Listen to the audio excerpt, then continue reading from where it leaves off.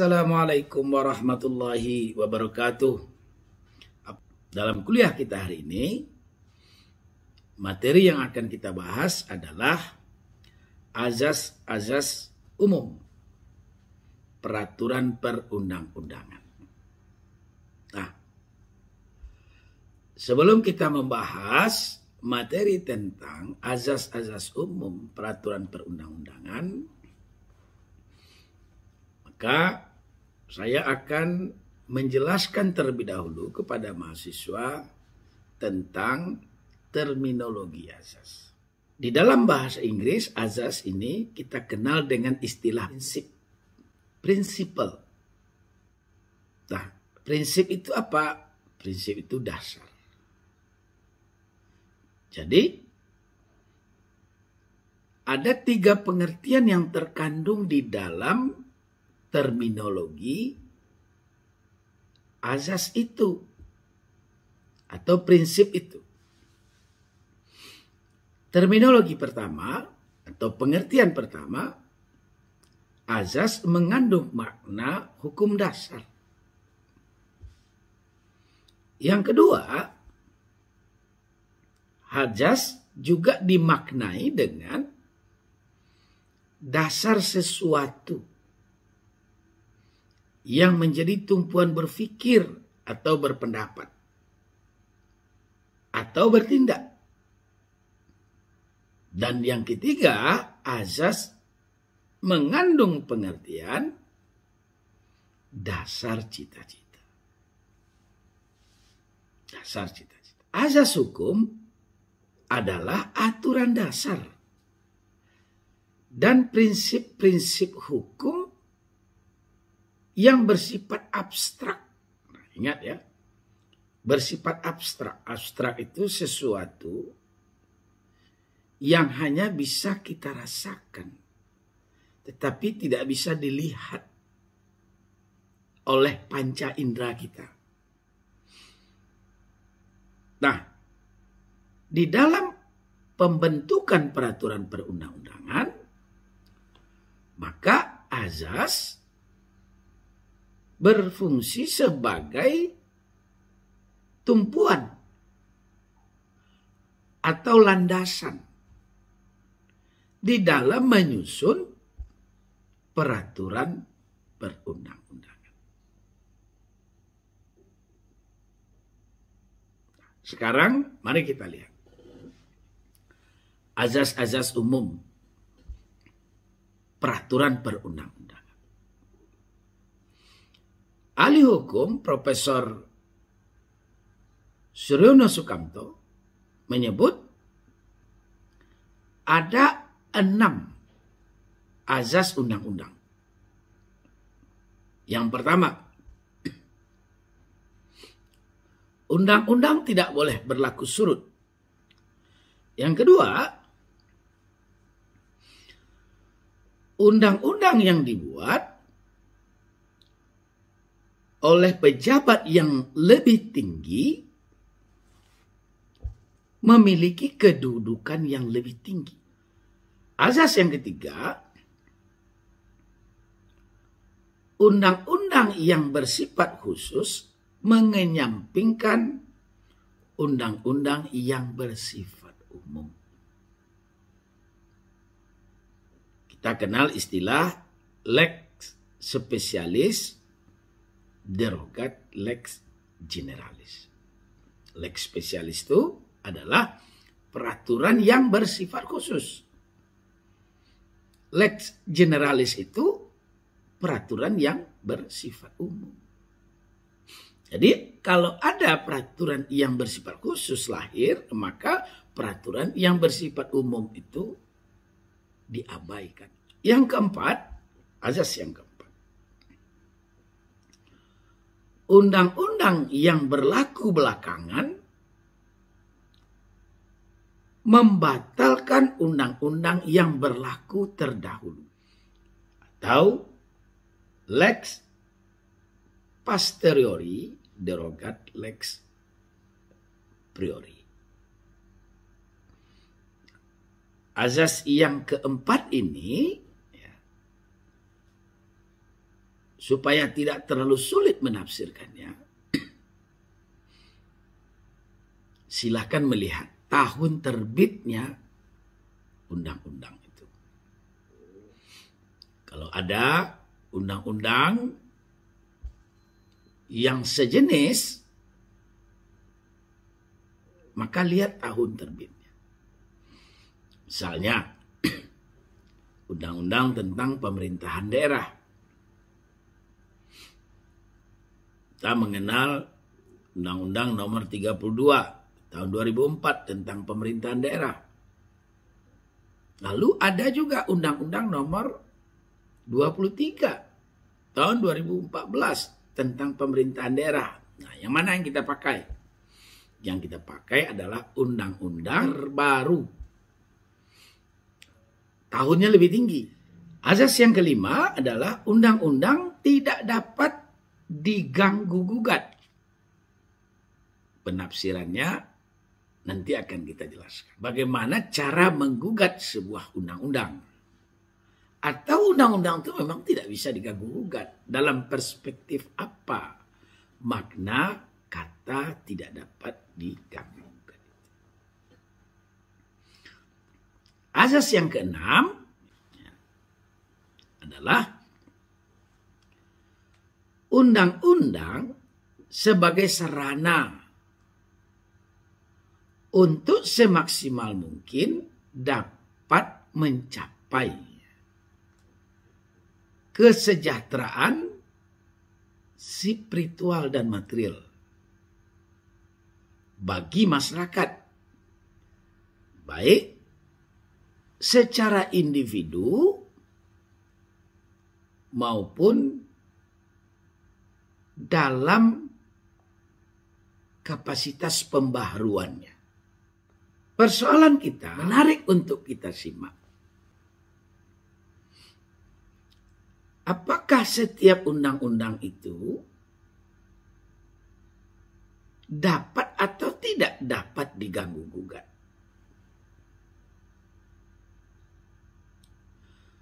Kalau dia tidak dapat diganggu-gugat, maka bagaimana kedudukan undang-undang itu jika dikaitkan dengan keberadaan Undang-Undang Dasar 1945. Misalnya, ada undang-undang yang normanya bertentangan dengan Undang-Undang Dasar 1945. Apakah undang-undang itu tidak bisa diganggu-gugat? Kalau dia dapat diganggu-gugat, maka pertanyaan berikutnya adalah organ atau badan apakah yang memiliki kewenangan untuk menggugat undang-undang yang bertentangan dengan Undang-Undang Dasar 1945. Nah, ini beberapa pertanyaan mendasar. Dikembangkan pemahamannya agar pengetahuan kita terkait dengan istilah dapat atau tidak dapat diganggu-gugat itu bisa lebih komprehensif. Secara historis,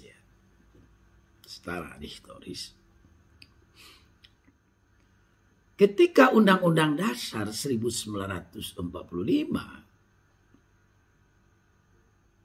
disusun oleh BPUPKI,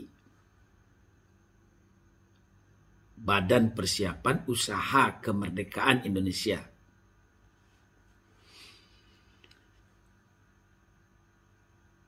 Sudah terjadi perdebatan yang cukup alot antara ahli hukum Profesor Muhammad Yamin dengan Profesor Supomo pada saat keduanya menyusun rancangan Undang-Undang Dasar 1945. Sudah terjadi perdebatan. Artinya, ketika para founding fathers kita menyusun rancangan Undang-Undang Dasar 1945 itu, dalam pemikiran mereka sudah timbul wacana terkait dengan hak uji material peraturan perundang-undangan terhadap Undang-Undang Dasar 1945. Profesor Muhammad Yamin misalnya, ketika menyusun rancangan Undang-Undang Dasar 1945 itu, menghendaki agar Mahkamah Agung diberikan kewenangan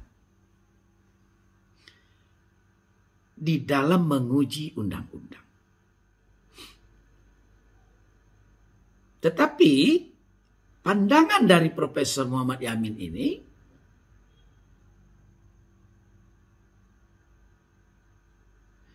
ditolak oleh Profesor Supomo atas dasar pertimbangan. Pertama, kata Supomo,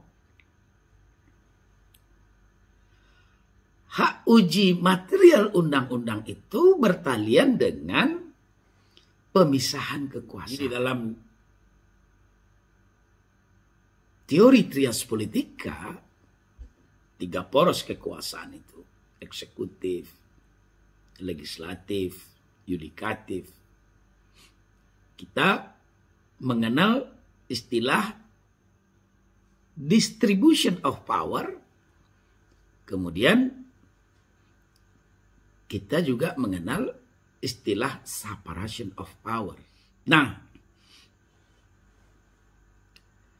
dalam sistem pemerintahan kita yang bertumpu kepada trias politika, menurut pemikiran dari Supomo, kita itu tidak mengenal istilah distribution of power, tetapi memakai separation of power. Pada tataran separation of power, pemisahan kekuasaan antara eksekutif, legislatif, dan yudikatif, kata Supomo, itu tidak mengenal yang namanya hak menguji undang. Ini berbeda dengan distribution of power. Pertimbangan yang kedua, kata Supomo, secara teoritis tidak ada kesamaan pandangan mengenai hak menguji. Satu kelompok di dalam menyusun rancangan Undang-Undang Dasar 45 itu berpandangan bahwa hak menguji undang-undang itu adalah hak politik. Di lain kelompok menempatkan hak menguji undang-undang itu sebagai hak yuridis. Jadi tidak pernah ketemu. Tidak bertemu antara kelompok yang menempatkan hak menguji itu pada posisi hak politik dengan hukum. Akibatnya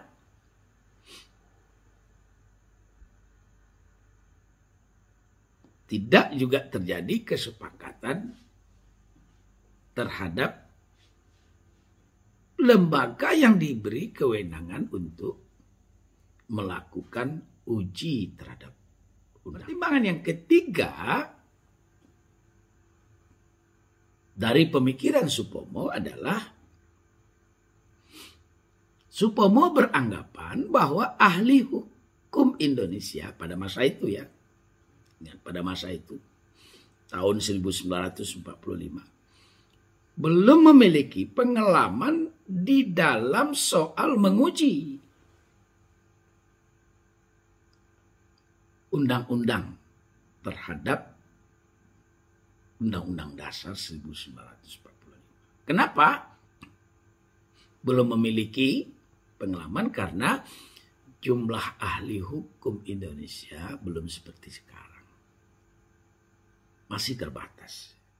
Itu sebabnya bahwa di dalam Undang-Undang Dasar 1945, ingat ya, ini Undang-Undang Dasar 1945 yang asli, yang belum diamandemen. Tidak diberikan kewenangan kepada lembaga yudikatif untuk melakukan hak menguji undang-undang. Setelah Undang-Undang Dasar 1945 diamandemen, maka barulah diberikan kewenangan kepada lembaga-lembaga negara yang terkait untuk melakukan hak uji undang-undang terhadap Undang-Undang Dasar 1945. Mana lembaga yang diberikan kewenangan atau organ badan mana yang diberikan kewenangan oleh Undang-Undang Dasar 45 untuk melakukan uji undang-undang. Pasal 24C Undang-Undang Dasar 1945 menegaskan bahwa Mahkamah Konstitusi berwenang mengadili pada tingkat pertama dan terakhir yang putusannya bersifat final untuk menguji undang-undang terhadap Undang-Undang Dasar 1945. Jadi dulu belum ada, kita belum punya Mahkamah Konstitusi. Yang ada di dalam Undang-Undang Dasar sebelum amandemen itu adalah Mahkamah Agung. Yudikatif itu hanya ada Mahkamah Agung. Nah, seiring dengan muncul dan lahirnya Mahkamah Konstitusi atas amandemen Undang-Undang Dasar 45 ini, maka diberikanlah kewenangan otoritas kepada Mahkamah Konstitusi untuk melakukan uji material undang-undang terhadap Undang-Undang Dasar 1945. Sementara uji peraturan di bawah undang-undang terhadap undang-undang diberikan kewenangannya kepada Mahkamah Agung. Diingat, ada dua lembaga yang memiliki kewenangan di dalam menguji material. Yang pertama, Mahkamah Konstitusi berwenang mengadili atau menguji material norma-norma yang terdapat di dalam undang-undang terhadap Undang-Undang Dasar 1945. Itu yang pertama. Yang kedua, hak untuk melakukan uji. Ingat ya, uji material peraturan di bawah undang-undang. Apa saja peraturan di bawah undang-undang itu? Ada peraturan pemerintah, peraturan presiden, ada peraturan daerah provinsi, peraturan daerah kabupaten dan kota. Hak uji material peraturan di bawah undang-undang terhadap, nah ingat, terhadap undang-undang, maka diberikan kewenangan kepada Mahkamah Agung untuk melakukan uji material. Satu persoalan sudah bisa kita jawab. Lembaga mana yang diberikan kewenangan untuk, tidak kata menggugat lagi ya, tapi menguji norma undang-undang terhadap Undang-Undang Dasar, dan kemudian peraturan di bawah undang-undang terhadap undang-undang, itu sudah kita jawab. Mahkamah Konstitusi dengan Mahkamah Agung. Sekarang kita bicara tentang azas-azas peraturan perundang-undangan menurut Undang-Undang Nomor 12 Tahun 2011 tentang pembentukan peraturan perundang-undangan. Di dalam bab 2, Undang-Undang Nomor 12 Tahun 2011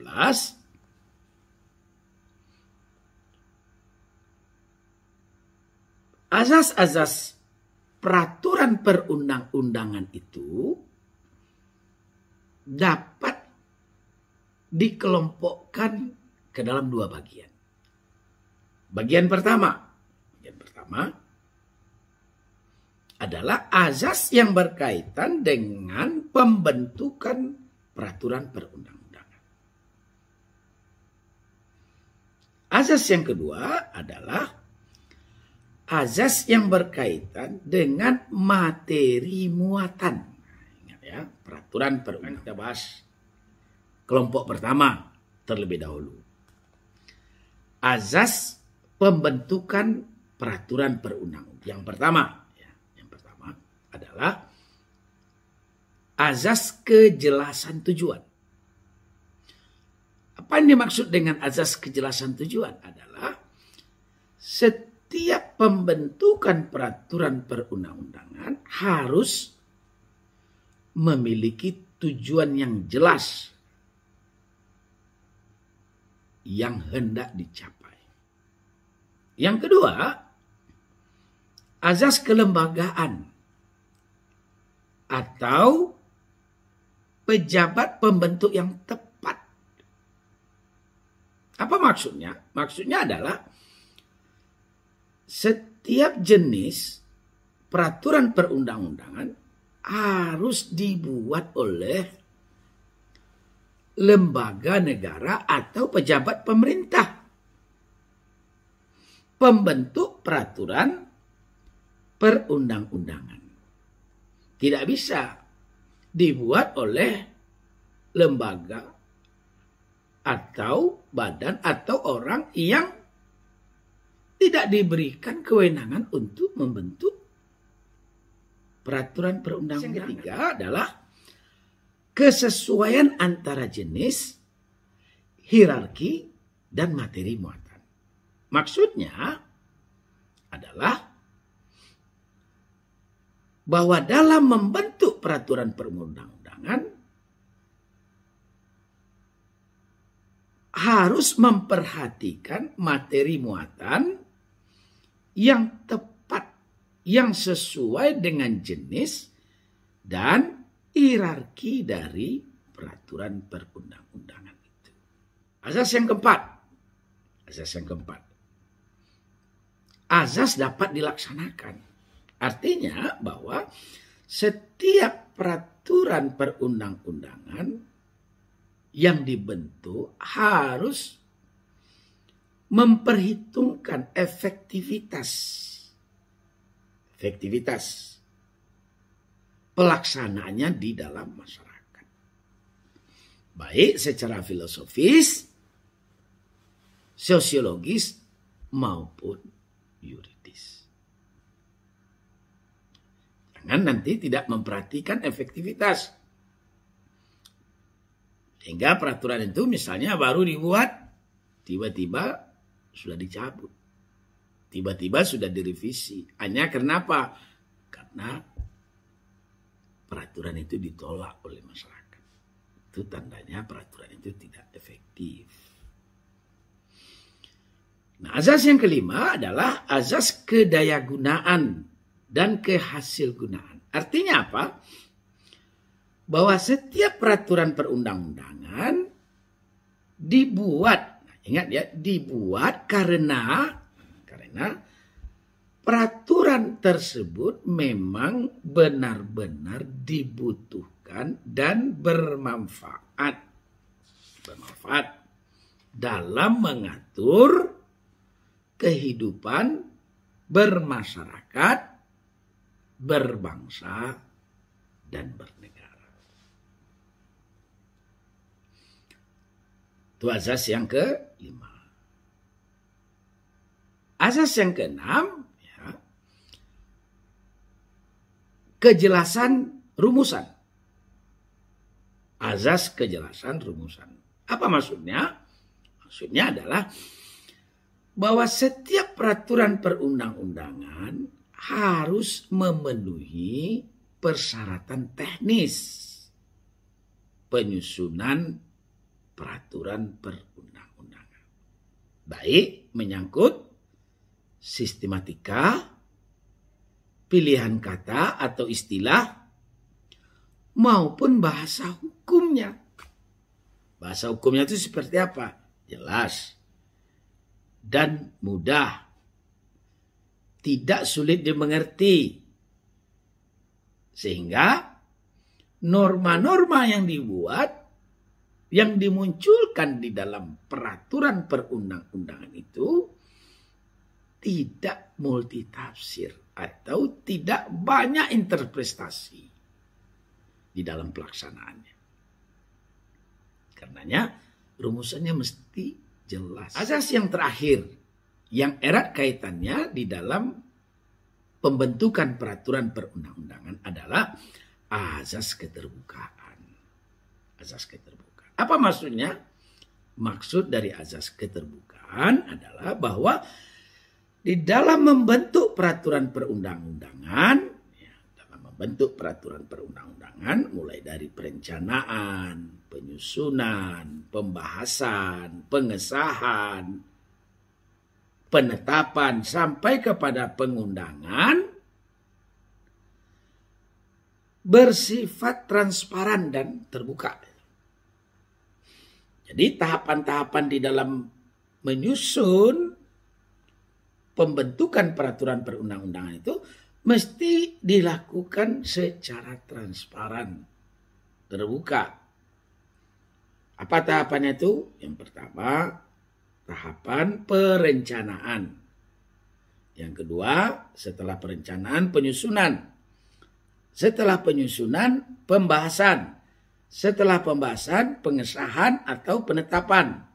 Dan kemudian yang terakhir adalah pengundangan. Itu harus dilakukan secara terbuka. Terbuka itu ya disosialisasikan kepada masyarakat. Dilibatkan masyarakat ini sebanyak mungkin. Baik melalui elemen-elemen masyarakat maupun akademisi. Misalnya penyusunan undang-undang tentang tenaga kerja.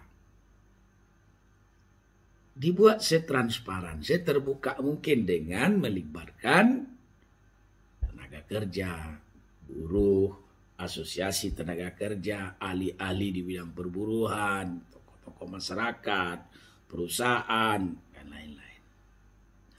Kalau partisipasi masyarakat di dalam penyusunan rancangan undang-undang ini minim, maka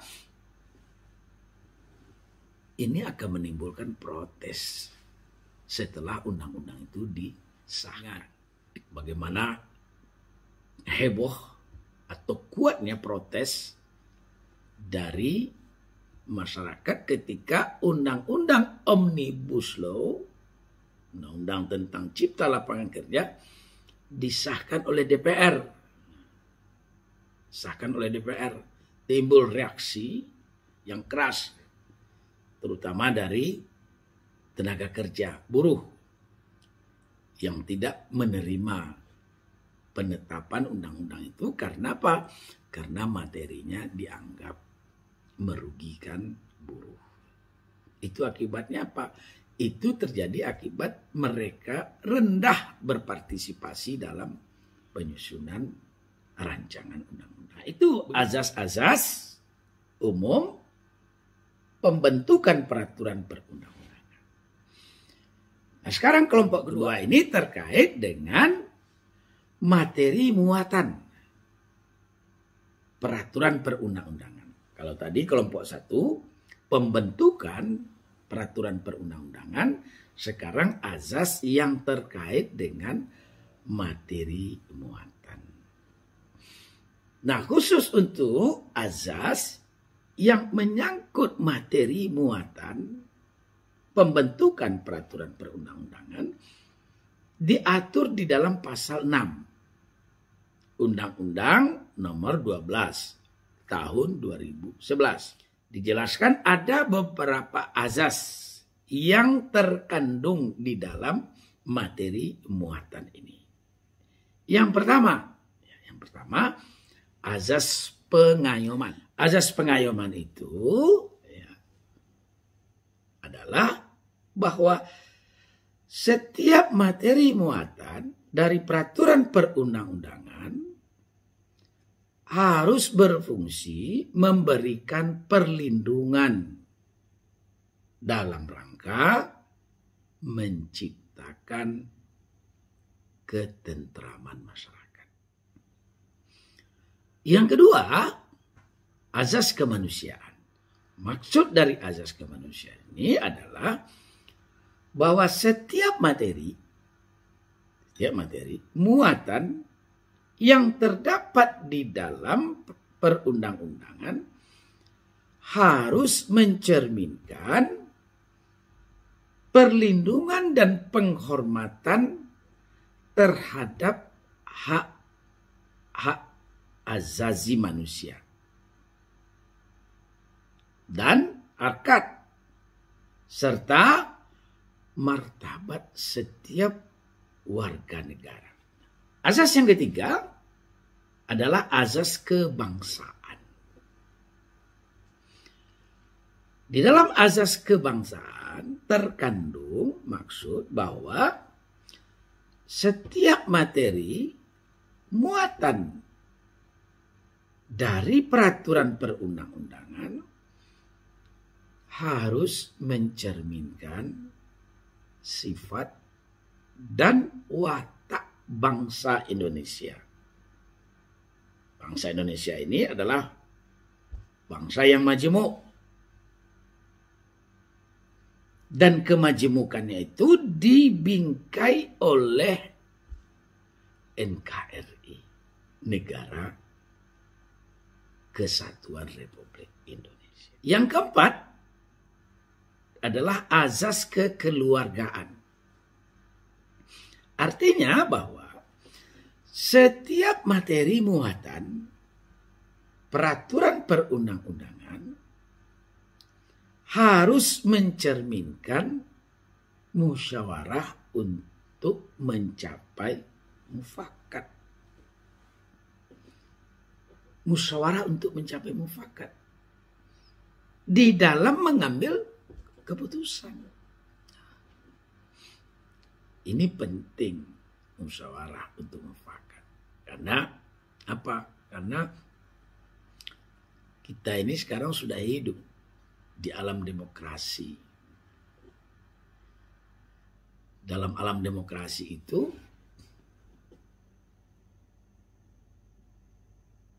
landasan yang sering diambil dalam pengambilan keputusan adalah one man one vote. Ciri khas dari bangsa Indonesia itu dalam mengambil keputusan adalah musyawarah untuk mufakat. Azas kekeluargaan yang sudah kita tradisikan sejak zaman dahulu sampai sekarang. Dan itu pula yang dikokohkan oleh sila keempat dari Pancasila. Itu azas yang keempat. Nah, azas yang kelima namanya azas kenusantaraan. Azas kenusantaraan.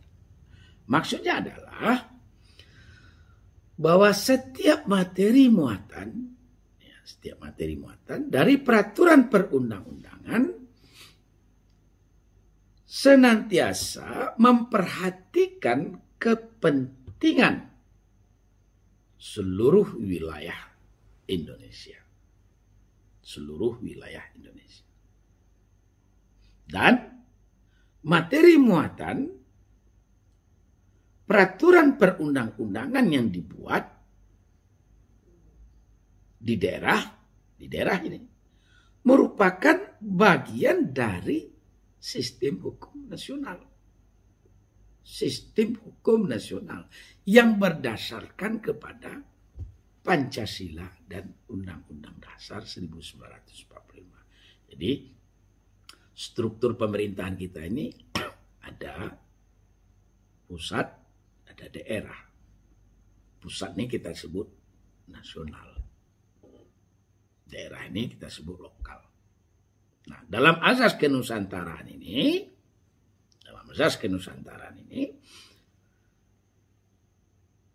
materi muatan yang terkandung di dalam peraturan perundang-undangan itu mesti memperhatikan kepentingan seluruh wilayah Indonesia dari Sabang sampai Merauke, dari Aceh sampai ke Papua. Yang selama ini kita diikat oleh falsafah Pancasila dan Undang-Undang Dasar 1945. Nah, azas yang keenam adalah azas Bhinneka Tunggal Ika. Setiap materi muatan dari peraturan perundang-undangan itu harus memperhatikan keberagaman penduduk, agama, suku, dan golongan, termasuk kondisi khusus daerah, serta budaya dan kehidupan masyarakatnya. Azas yang ketujuh adalah azas keadilan. Azas keadilan itu mengandung pengertian bahwa setiap materi peraturan perundang-undangan harus mencerminkan keadilan secara proporsional kepada setiap warga Indonesia. Ingat ya, secara proporsional. Sebab tak mudah. Merumuskan makna adil itu tak mudah. Tapi ukurannya adalah proporsional. Azas yang ke-8 adalah azas kesamaan kedudukan dalam hukum dan pemerintahan.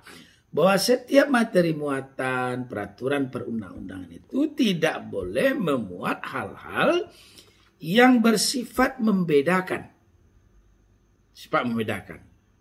Baik karena latar belakang, misalnya agamanya, sukunya, rasnya, kemudian gendernya, ataupun strata sosialnya, dan lain-lain. Itu semuanya equal. Makanya ada azas di dalam ilmu hukum itu, equality before the law. Semua kita ini di hadapan hukum itu sama. Tidak ada perbedaannya. Ini orang Jawa, ini orang Sumatera, ini orang Kalimantan, ini orang Sulawesi. Ini rakyat biasa, ini orang terhormat, ini orang kaya, ini orang miskin, ini gubernur, ini presiden. Semuanya di dalam hukum itu equal. Memiliki kedudukan yang sama di dalam hukum dan pemerintah. Tidak boleh dibeda-bedakan. Walaupun sesungguhnya dalam praktek penerapan hukum, kita juga merasakan bahwa ada ketidakadilan juga di dalam penerapan asas itu. Walaupun di dalam praktek kita juga melihat ada orang-orang yang mendapat perlakuan istimewa di dalam penerapan hukum itu.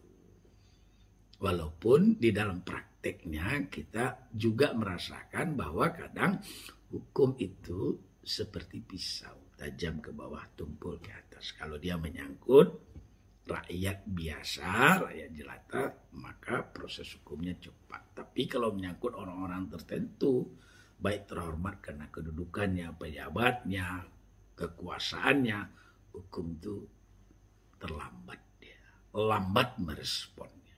Itu sering kita lihat. Nah, itu azas yang ke-8. Azas yang ke-9 adalah azas ketertiban dan kepatuhan hukum. Azas ketertiban dan kepastian hukum. Bukan kepatuhan, tapi kepastian hukum. Artinya apa? Bahwa setiap materi muatan di dalam perundang-undangan harus mencerminkan keseimbangan, keserasian, dan keselarasan antara kepentingan individu, masyarakat, dan kepentingan bangsa dan negara. Ini porsinya mesti jelas. Mana kepentingan individu, mana kepentingan masyarakat, mana kepentingan bangsa, mana kepentingan negara. Mesti jelas dan seimbang. Nah, azas yang terakhir adalah azas keseimbangan, keserasian, dan keselarasan. Artinya apa? Bahwa setiap materi muatan peraturan perundang-undangan harus mencerminkan keseimbangan, keserasian, dan keselarasan antara kepentingan individu, masyarakat, dan kepentingan bangsa serta negara. Ini dua kelompok azas yang terdapat di dalam perundang-undangan. Dan itu semuanya secara jelas ya, dan tegas, terinci, terurai di dalam Undang-Undang Nomor 12 Tahun 2011.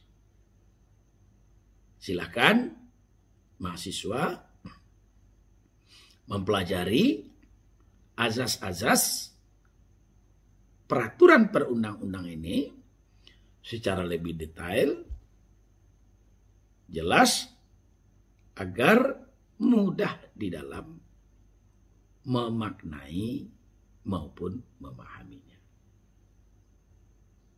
Nah, demikian materi ini saya sampaikan, mudah-mudahan tidak terlalu sulit untuk dipahami dan bisa dengan mudah pula dimengerti. Terima kasih atensi dan kebersamaannya. Wassalamualaikum warahmatullahi wabarakatuh.